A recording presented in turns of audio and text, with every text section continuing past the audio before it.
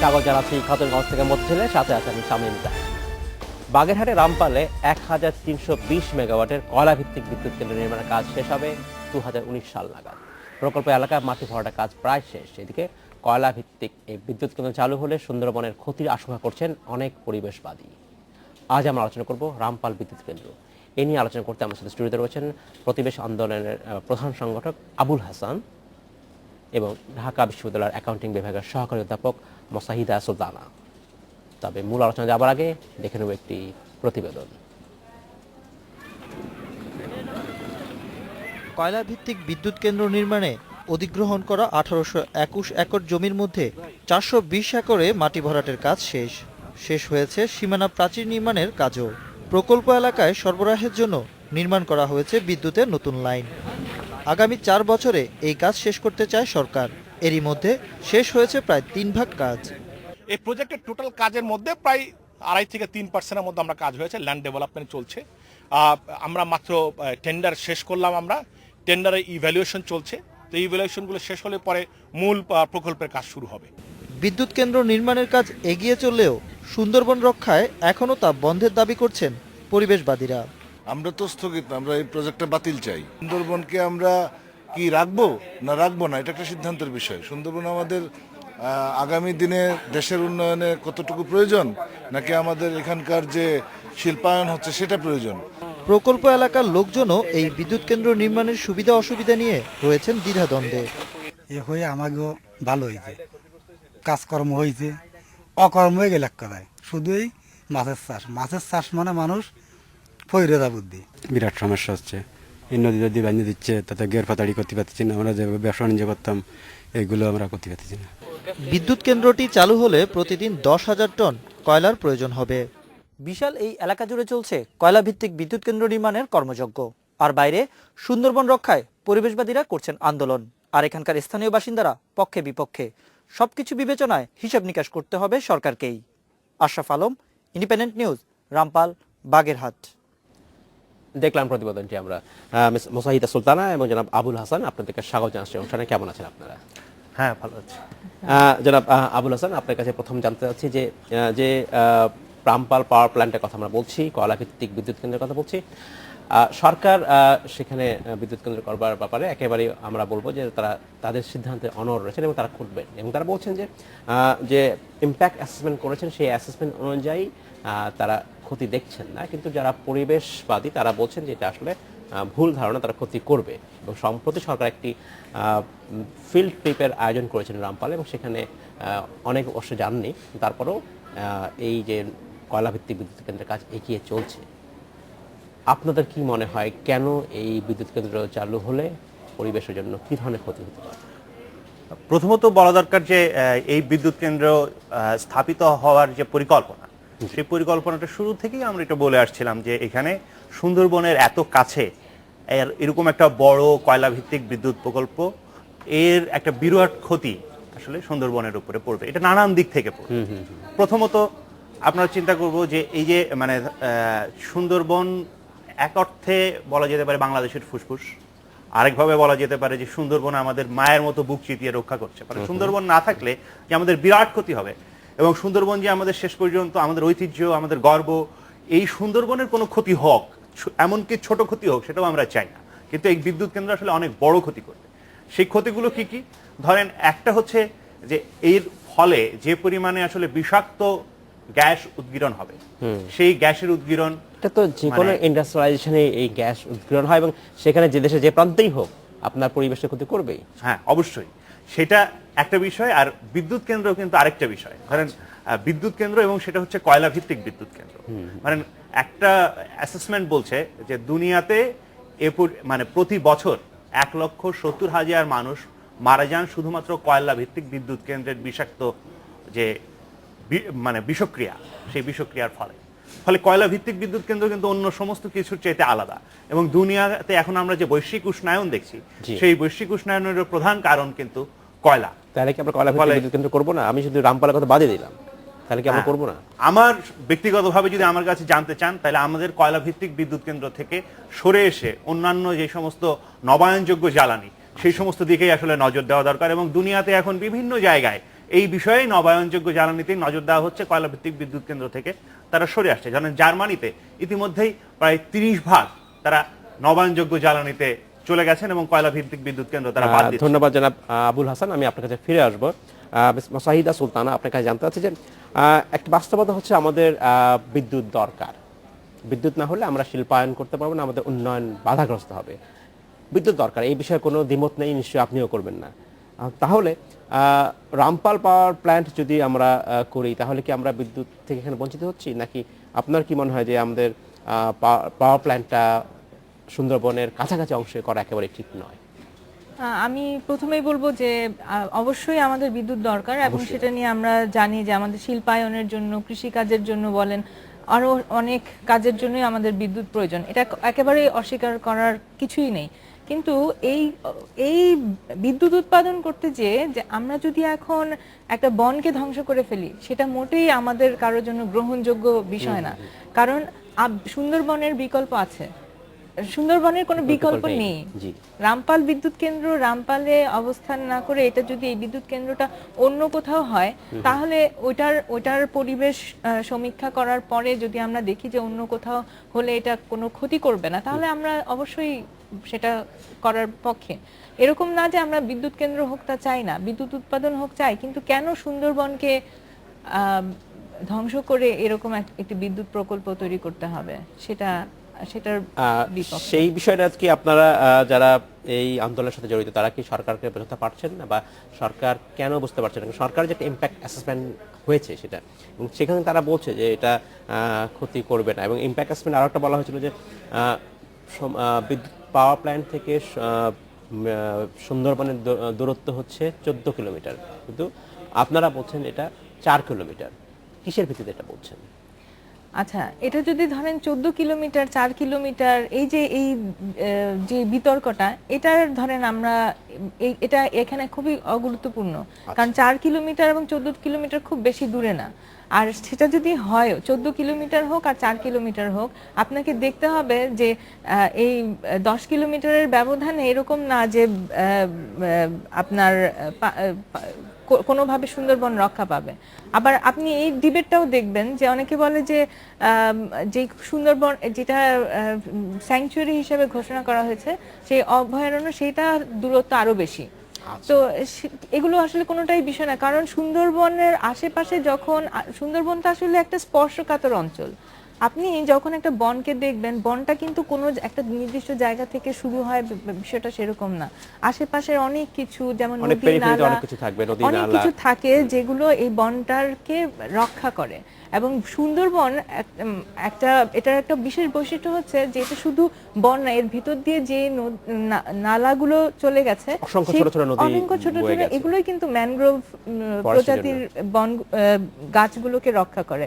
এবং এখানে একটা পার্টিকুলার লেভেলের আপনার স্যালিনিটি লেভেল থাকতে হয়, জোয়ার ভাটায় সেটা চেঞ্জ হয়, এবং সেটার উপর ভিত্তি করে কিন্তু এখানের উদ্ভিদগুলো বেড়ে ওঠে। এখানে যেই বাস্তু সংস্থান, এগুলো সবই আমরা দেখি যে পুরোটাই কিন্তু এই পানি কেন্দ্রিক। কাজেই এই পানিটা যখন দূষিত হবে, সেটা অবশ্যই আপনার সুন্দরবনকে উপর প্রভাব ফেলবে। এবং এই যে ধরেন এটা বলা হচ্ছে শুধু বায়ু দূষণের উপর কথা বলা হচ্ছে, এটা কত দূরে, চিমিনি কত উঁচু হলে ওখানে বাতাস যাবে না, বছরে কত 4 মাস হলে শুধু বাতাস যাবে কি বাতাস যাবে না, এগুলো নিয়ে নানান রকমের বিভ্রান্তি আপনি দেখবেন। কিন্তু আসল কথা হচ্ছে যে বন একটা স্পর্শকাতর অঞ্চল, এবং এটাকে আপনি যতভাবে এটার এত কাছে 14 কিলোমিটার দূরেও যদি বলেন, 14 কিলোমিটার দূরে যদি এটা শুরু হয়ে থাকে, সেটাও বিপজ্জনক। ধন্যবাদ মিস সুলতানা, আমি আপনার কাছে ফিরে আসবো। জনাব হাসান, আপনার কাছে জানতে চাচ্ছি যে আপনি বলছেন যে কয়লা ভিত্তিক বিদ্যুৎ কেন্দ্রটাই আসলে হওয়া উচিত না, কিন্তু সেই দাবি কিন্তু খুব এখনো বড় পরিসরে আসেনি। কারণ এখন কয়লা ভিত্তিক বিদ্যুৎ যদি আমরা আসলে না করি, বা আমরা দীর্ঘমেয়াদী আমাদের যদি জ্বালানি নিরাপত্তার কথা চিন্তা করি, তাহলে কয়লা ভিত্তিক বিদ্যুৎ কেন্দ্র হতে হতে পারে, কারণ আমাদের নিজেদের অনেক কয়লা আছে যেটাকে আমরা এখনো ব্যবহার করছি না, আমরা বলছি এটা ভবিষ্যতে যেন রাখবো। সো সেই দিক থেকে কি আপনার মনে হয় না যে যে সম্পদ আমাদের দেশেই আছে, আমি যদিও এই রামপাল বা অন্যান্যগুলো আমদানিকৃত কয়লায় হবে, কিন্তু আমাদের দেশের অভ্যন্তরীণ অনেক কয়লা রয়েছে যেগুলো আমরা এখনো ব্যবহার করছি না, ভবিষ্যতে রাখছি, তাহলে ভবিষ্যতের এই সম্পদ কে আপনি কি সম্পদ মনে করছেন না? প্রথমত হচ্ছে যে আমাকে বিবেচনা করতে হবে যে আমি আমার সম্পদকে আমার ধ্বংসের জন্য ব্যবহার করব কিনা। আচ্ছা, দুনিয়া জুড়ে এখন একটা পরিস্থিতি এমন এক জায়গায় আছে যে দুনিয়াটাই এই শতাব্দী নাগাদ ধ্বংস হয়ে যেতে পারে যদি আমরা ফসিল ফুয়েলের এই ব্যবহার অব্যাহত রাখি, ফলে সেটা আরেকটা প্রশ্ন। আচ্ছা, কিন্তু এইখানে যে ধরেন যদি আমরা চিন্তা করি যে আমাদের এখানে যেমন বলা হচ্ছে যে এই সুন্দরবন 14 কিলোমিটারের ভেতরে এটা করলে তেমন কোনো ক্ষতি হবে না, কিন্তু একই সঙ্গে যদি আমরা দেখি যে ভারতে এই এনটিপিসির এই প্রকল্প 2 বার বাতিল হয়েছে। একবার মধ্যপ্রদেশে কৃষি জমি ধ্বংস করবে এবং নর্মদা নদী থেকে পানি তোলা হবে বলে, আরেকবার এটা বাতিল হয়েছে রাজীব গান্ধী পার্কের 25 কিলোমিটারের ভেতরে বলে। এখন রাজীব গান্ধী পার্ক একটা সংরক্ষিত বনাঞ্চল এবং আমাদের সুন্দরবন আরো মানে একটা সংরক্ষিত বনাঞ্চল, ওয়ার্ল্ড হেরিটেজ, এটা একই সঙ্গে আবার ম্যানগ্রোভ যে বনাঞ্চল, সেটা দুনিয়াব্যাপী সবচেয়ে বড় ম্যানগ্রোভ বনাঞ্চল। ফলে এইখানে 14 কিলোমিটারের ভেতরে আমরা যদি সরকারি হিসাবটাই ধরি, অন্য হিসাব আমরা এই তর্ক ঢুকলাম না, সরকারি হিসাবটাই যদি ধরি, এই 14 কিলোমিটারের ভেতরে ধরা মানে একটা এত বড় বিদ্যুৎ কেন্দ্র করা এটা গ্রহণযোগ্য হতে পারে না। এই একই রকম কথা, এখন কোনো ক্ষতি হবে না বলে যে কথাটা বলা হচ্ছে, ধরেন মার্কিন যুক্তরাষ্ট্রে মানে টেক্সাসে ফায়াতলি নামে একটা যে বিদ্যুৎ কেন্দ্র, এটা করা হয়েছিল 19 সালে। তখন বলা হয়েছিল যে এটাতে এমন আমরা টেকনোলজি ব্যবহার করব যাতে আসলে কোনো ক্ষতি হবে না, কিন্তু দেখা গেছে এরপরে যে এর চাইতে 48 কিলোমিটার পর্যন্ত দূরে ওইখানকার বনের প্রধান গাছ ছিল হচ্ছে মানে পেকেন, ওক, এগুলো, এই সমস্ত গাছগুলো একটার পর একটা ধ্বংস হয়ে গেছে। এই যখন এটা মানুষ বুঝতে পেরেছে 2000 সালের দিকে, তখন কিন্তু অনেক দেরি হয়ে গেছে। ফলে এই অভিজ্ঞতাগুলো বৈশ্বিকভাবে এই অভিজ্ঞতাগুলো কিন্তু আমাদের সামনে আছে শিক্ষা নেওয়ার জন্য, এগুলোকে আমরা মানে অবহেলা করে সুন্দরবনকে এই জায়গায় ছেড়ে দিতে পারি না। জনাব হাসান, ধন্যবাদ। আমাদের সময় হচ্ছে একটি বিরতিতে যাবার, ফিরে এসে আমরা আবার কথা বলবো আপনার সাথে। ধন্যবাদ। আমাদের সময় হলো একটি বিরতিতে যাবার, ফিরছি শীঘ্রই, সাথেই থাকবেন।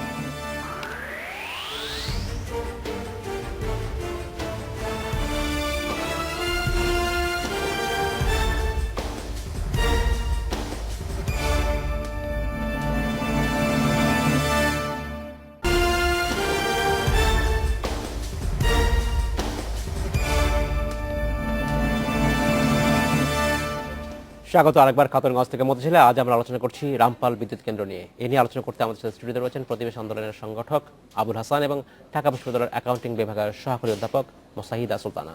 মিস সুলতানা, জনাব হাসান, আপনাদেরকে স্বাগত জানাচ্ছি অনুষ্ঠানে আরেকবার। মিস সুলতানা, আপনার কাছে আমি জানতে চাচ্ছি যে যখন আমরা বলছি যে এই বিদ্যুৎ কেন্দ্র 1320 মেগাওয়াট বিদ্যুৎ কেন্দ্রের জন্য 1821 একর জমি অধিগ্রহণ করা হয়েছে এবং যার মধ্যে প্রায় 420 একরের জমি ভরাটের কাজ শেষ, এই বিদ্যুৎ উৎপাদন করবার জন্য 1320 মেগাওয়াটের জন্য এই পরিমাণ 1821 একর জমি অধিগ্রহণ দরকার ছিল কিনা, যেটা অনেকে আপনারা বলেন যে ছিল না, কেন দরকার ছিল কি ছিল না তার থেকে বিষয় হচ্ছে কি, যখন এই ইআইএটা তৈরি হয়, এই ইআইএ রিপোর্টটা মানে এনভায়রনমেন্টাল ইমপ্যাক্ট অ্যাসেসমেন্ট রিপোর্টটা আপনার তৈরি হয় 1320 মেগাওয়াট বিদ্যুৎ কেন্দ্রের প্রতিষ্ঠা করার জন্য, কিন্তু জমি অধিগ্রহণ করা হয়েছে আপনার এর চেয়েও বেশি, মানে দ্বিগুণ, আপনার 2640 মেগাওয়াটের সমান বিদ্যুৎ মানে মেগাওয়াট ক্যাপাসিটির বিদ্যুৎ কেন্দ্র প্রতিষ্ঠা করার জন্য। তো এটা হচ্ছে গিয়ে প্রাথমিকভাবে যখন ইআইএ করা হয় তখনই দেখা যাচ্ছে যে এখান থেকে যে সালফার, নাইট্রোজেন নির্গত হবে সেগুলো সুন্দরবনের জন্য ক্ষতিকর, এবং এটার ভবিষ্যতে আমরা যেটা দেখব যে এখানকার জীববৈচিত্র্য ধ্বংসের মুখে পড়বে, সেটাও আপনার শুধুমাত্র 1320 মেগাওয়াট বিদ্যুৎ কেন্দ্রের উপর ভিত্তি করে করা হয়েছে। কিন্তু আপনি দেখবেন যে এরই মধ্যে এরই পাশে ওরিয়ন বিদ্যুৎ কেন্দ্র, যেটা 565 মেগাওয়াটের মতো কাজ শুরু হয়েছে এবং সেগুলোর কাজও প্যারালালি চলছে, এবং এটার উদ্দেশ্য হচ্ছে মানে 2640 মেগাওয়াট করা মানে হচ্ছে দ্বিগুণ করা। তো এটার কিন্তু ইআইএ করা হয়নি। তার মানে আপনি দেখেন যে 1320 মেগাওয়াটের জন্য যখন ইআইএ করা হয়েছে তার আগে জমি অধিগ্রহণ হয়ে গেছে, এবং ইআইএ করার মানে যেই আরো এক্সট্রা যে 1320 মেগাওয়াট প্রতিষ্ঠা হবে সেটারও জমি অধিগ্রহণ হয়ে গেছে। তার মানে হচ্ছে যে সরকার আগে থেকে এই ডিটারমিন্ড যে তারা এইটা প্রতিষ্ঠা করবেই, এই কয়লা বিদ্যুৎ কেন্দ্রটা তৈরি করবেই তারা। এবং সমস্ত আইন মানে আইনের যে একটা আইনি প্রসেস থাকে, তো যে আপনি অধিগ্রহণ করার আগে, এটা অ্যাপ্রুভ হওয়ার আগে আপনি জমি অধিগ্রহণ করতে পারবেন না, কিন্তু জমি অধিগ্রহণ করা শেষ, তারপরে আপনার ইআইএ প্রস্তুত করা হলো, সেটা আমাদের সামনে আনা হলো, এবং সেটা আমরা এগ্রি করি নাই যে এই ইআইএ যে অনেক কিছুকে আনতে পারেনি, সেটা আমরা এগ্রি সরকার করতে হবে এমন তো আসলে কথা নাই, কিন্তু আপনারা একটা স্টেক হোল্ডার, বড় স্টেক হোল্ডার হিসেবে সেই পরামর্শ সরকার হয়তো গ্রহণ করতেই পারে, ব্যাপারটা হচ্ছে এটা আসলে। না, সেটা হতে পারে, আমাদের কথা নাই শুনতে পারে, কিন্তু না শুনলে তো আর আমরা কথা বন্ধ রাখবো না। আচ্ছা, ধন্যবাদ। আমি আপনার কাছে ফিরে আসবো। পলাশ চৌধুরী আমাদের একজন দর্শক, উনি বলতে চাচ্ছেন যে এখান থেকে যে কি ধরনের যে পরিমাণ বিদ্যুৎ উৎপাদন হবে তার কিছু অংশ কি ভারতে রপ্তানি করা হবে কিনা, আপনার কি ধারণা আছে কিনা এই জাতীয়? এই বিদ্যুৎ নিয়ে কি করা হবে এই বিষয়ে আসলে এখনো পর্যন্ত আমরা খুব পরিষ্কার নই, মানে ফলে এটার আমরা ঠিক বলতে পারছি না, তবে হতে পারে, মানে আবার নাও হতে পারে, এটা সরকার বলতে পারবেন, আমরা আসলে পুরোপুরি ভাবে এই বিষয়ে ওয়াকিবহাল নয়। মানে আমি আরেকটা বিষয় আপনাকে জানতে চাই, সেটা হচ্ছে যে যখন আমরা বলছি যে এই বিদ্যুৎ কেন্দ্র ইম্প্যাক্ট অ্যাসেসমেন্ট ছাড়াই হচ্ছে, মিস সুলতানা সেটা বললেন আপনি, যেটা তাহলে এই যে পরিবেশের যে ইম্প্যাক্ট অ্যাসেসমেন্ট, এবং সাম্প্রতিক সময়ে বেশ কিছু এনভায়রনমেন্টালিস্ট সেখানে ভিজিট করে এসছেন, তাদের কি কোনো রিয়াকশন পেয়েছেন, তারা আসলে কি দেখেছেন? এবং আমরা জানি যে যাদেরকে আমন্ত্রণ জানানো হয়েছিল এদের অনেকেই আবার যাননি সেখানে। হ্যাঁ, এটা আসলে খুব প্রথমত হচ্ছে বিদ্যুৎ কেন্দ্রের ইম্প্যাক্ট অ্যাসেসমেন্ট আসলে একটা ভিজিটে আসলে করা সম্ভব না, প্রথমত। কারণ হচ্ছে যে এটা একটা দীর্ঘ স্টাডির ব্যাপার, এবং আসলে ওইখানে গিয়ে আমি দেখে আসলাম যে এই বিদ্যুৎ কেন্দ্র করা হচ্ছে, এটার এই জমি অধিগ্রহণ করা হয়েছে, এর বাইরে কোনো ইম্প্যাক্ট অ্যাসেসমেন্ট এখন পর্যন্ত আসলে মানে খুব বেশি করা সম্ভব না। এবং যদি কেউ করতেও চান সেখানে তাকে একটা দীর্ঘ সময় থাকতে হবে, এবং দীর্ঘ সময় থেকে তারপরে বিভিন্ন ধরনের স্টাডি করে এই অ্যাসেসমেন্টটা করতে হবে। তো এইটার জন্য কিছু কিছু আমাদের কিন্তু ময়মনসিংহ কৃষি বিশ্ববিদ্যালয়ের বিজ্ঞানীদের একটা গ্রুপ, তারপরে খুলনা বিশ্ববিদ্যালয়ের একটা বিজ্ঞানীদের গ্রুপ, এবং আরো বেশ কিছু ইন্ডিপেন্ডেন্ট মানে বিশেষজ্ঞরা, তারা নানানভাবে এই অ্যাসেসমেন্টগুলো কিন্তু করেছেন। এবং আমরা জানি যে সরকারেরও বন অধিদপ্তর, পরিবেশ মন্ত্রণালয় এবং নৌ পরিবহন মন্ত্রণালয় এই ধরনের বিদ্যুৎ কেন্দ্র করার বিষয়ে তাদের নানান ধরনের আপত্তিগুলো তুলে ধরেছেন।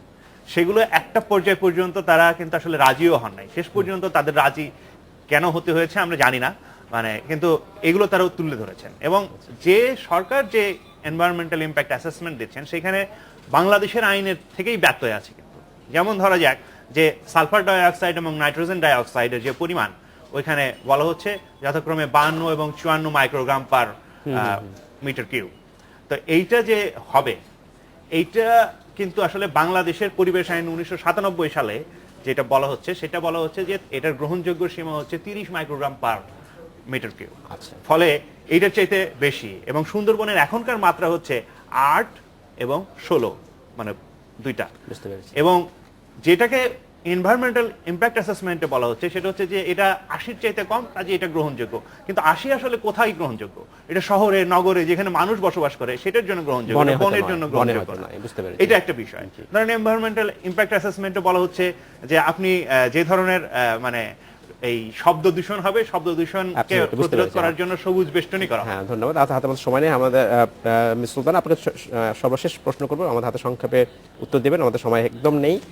তাহলে আসলে আমাদের বিদ্যুৎ যে লাগবে এই বিষয়ে আমাদের কোনো সন্দেহ নেই, বিদ্যুতের বিকল্প সংগ্রহ আমরা কিভাবে করবো, কোথায় থেকে বিদ্যুৎ উৎপাদন করবো? তাহলে আমরা আমাদের যদি কয়লা ভিত্তিক বিদ্যুৎ কেন্দ্র করতে হয় সেটা অন্য জায়গা থেকে খুঁজে বের করতে হবে, যে অন্য কোনো লোকেশন যেখানে এরকম এটা করা যায়, হ্যাঁ, যেটা পরিবেশ দূষণ এই মাত্রায় হবে না এবং কোনো বন নাই বা এই ধরনের কোনো মানে পরিবেশের ক্ষতির বিষয়গুলো কম থাকবে।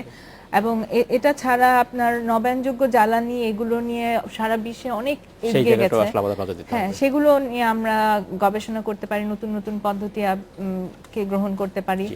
আরো হতে পারে যে আপনার আমাদের যে বিদ্যুৎ উৎপাদন ক্ষমতা সেগুলো কিন্তু আমরা পুরো ব্যবহার করছি না, ফুল ক্যাপাসিটি ছিল বাড়াতে সেটাকে পারি। ফুল ক্যাপাসিটিটাকে পুরনো যন্ত্রপাতি রিপ্লেস করে যদি আমরা সেটা আমরা বাড়াতে পারি, সেটাকে সেটা হতে তাহলে পারে। আপনাকে আমাদের অসংখ্য ধন্যবাদ মোসাহিদা সুলতানা, জনাব আবুল হাসান, আপনাকে অসংখ্য ধন্যবাদ। সময় স্বল্প জন্য আজকে শেষ করতে হচ্ছে, ভবিষ্যতে নিশ্চয়ই আপনাদের সাথে আমরা আবার কথা বলবো। Thank you. এই ছিল আজকের মতো খাতুনগঞ্জ থেকে মতো ছেলে, আমাদের সাথেই থাকবেন, দেখা হবে আবারও।